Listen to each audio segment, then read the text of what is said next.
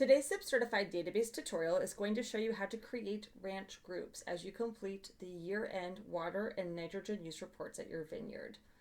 So go ahead and click Get Started. We're going to click on the property that we want to answer Chapter 14 for, and come down to Chapter 14 and click on that.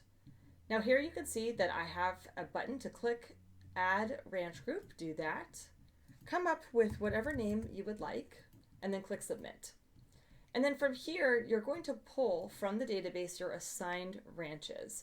The reason behind this is that some properties that are getting certified have multiple ranches that they might want to calculate their water and nitrogen use for separately.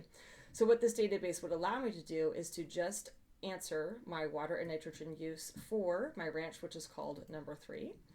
And then I could add another ranch group. We'll call this SIP 2, submit. And then I could separately answer for SIP ranch number 4, save.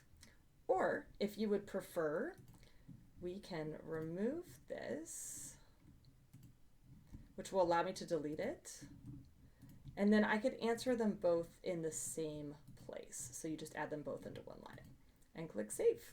And then to move into answering Chapter 14, you just click on Submit Answers.